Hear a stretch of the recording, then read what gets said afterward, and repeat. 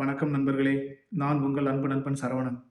வரலாறு காணாத அளவுக்கு இந்திய ரூபாயோட மதிப்பு உலக சந்தையில டவுன்ஃபால் ஆகி போயிட்டு இருக்குது. அதாவது 2000த்துல ஒரு டாலர் ரூ. 45 இருந்துச்சு.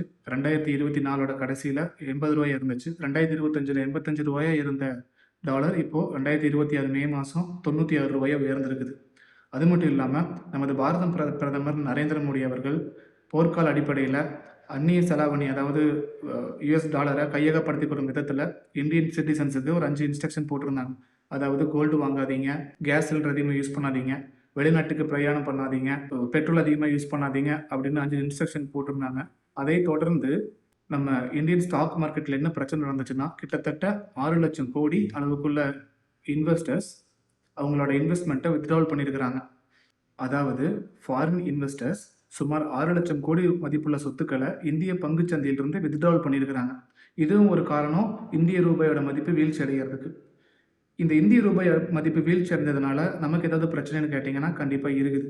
India government foreign countries maximum of the foreign countries கிட்ட அவங்களோட டிரான்சாக்ஷனை யூஎஸ் டாலர் மூலியமாக தான் பண்ணிக்கிறாங்க. அதாவது இப்போ நம்ம முதல்ல ரூ. 100 கொடுத்து வாங்கிட்டு இருந்த பொருள் இப்போ ரூ. 120 கொடுத்து வாங்க வேண்டிய சூழ்நிலையாயிருக்கு. இந்தியா யுஎஸ் கவர்மெண்ட் கிட்ட இருந்து ஒவ்வொரு வருஷமும் 5 லட்சம் கோடிக்கு இந்தியாவுக்கு இறக்குமதி பண்ணுது. அதாவது $50 பில்லியன் அளவுக்கு இறக்குமதி பண்ணுது.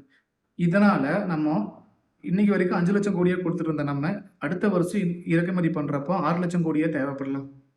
அது மட்டும் இல்லாமல் இந்தியா தான் பெட்ரோலுக்கு மெயின் கஸ்டமர்ஸ். இந்தியா மேக்சிமம் அவங்க நமக்கு தேவையான பெட்ரோலை அமெரிக்கா கிட்ட இருந்தும் ரஷ்யா கிட்ட இருந்தும் வாங்கிட்டு இருக்குது.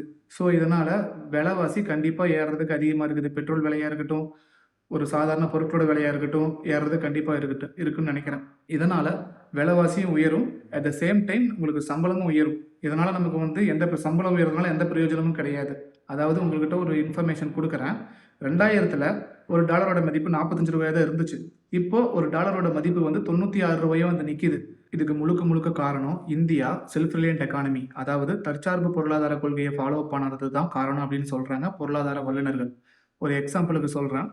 Italy full and full self reliant economy, அதாவது தற்சார்பு பொருளாதாரத்தை வலியுறுத்த ஒரு நாடு. அந்த நாட்டில் தயாரிக்கிற ஒரு பீட்சா வேர்ல்டு வைடா எல்லா பக்கமும் காணப்படுது. ஆனால் இந்தியன் பீப்புள் நம்ம யூஸ் பண்ணுற இட்லியாக இருக்கட்டும், எக்ஸாம்பிளுக்கு சிக்கன் பிரியாணியாக இருக்கட்டும், அது நம்ம வேர்ல்டு வைடா அதிகமாக எக்ஸ்போர்ட் பண்ணுறதில்ல. வெளிநாடுகள்லேருந்து வர்ற பொருட்களுக்கு நம்ம அதிக முக்கியத்துவம் கொடுக்கறது தான் இந்த தற்சார்பு பொருளாதார கொள்கையை ஃபாலோ பண்ணதுக்கு முக்கிய காரணமும்.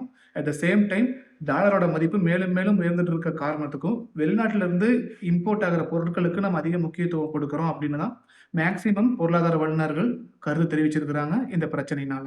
இப்போ இந்தியா என்னதான் ஐஃபோன் மேனுஃபேக்சர் பண்ணுற ஃபேக்ட்ரி வச்சுருந்தாலும் அது மேக் இன் இண்டியான்னு தான் வருது, மேட் இன் இண்டியான்னு வர மாட்டேங்குது. ஏன்னா கேமராலேருந்து பேட்டரியிலேருந்து எல்லா ஸ்பேர் பார்ட்ஸும் நம்ம வெளியிலேருந்து தான் இம்போர்ட் பண்ணிக்கிறோம். நம்ம இது எப்படி இருக்குதுன்னா, சமைக்க தெரிஞ்ச நமக்கு சமைக்க தெரிஞ்சாலும் அரிசி பருப்பெல்லாம் கடையில் கொடுத்து வாங்குற மாதிரி தான் இருக்குது.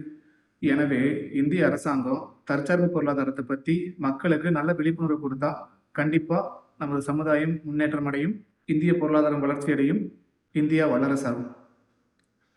இந்த வீடியோவை பார்த்த அனைவருக்கும் நன்றி, வணக்கம்.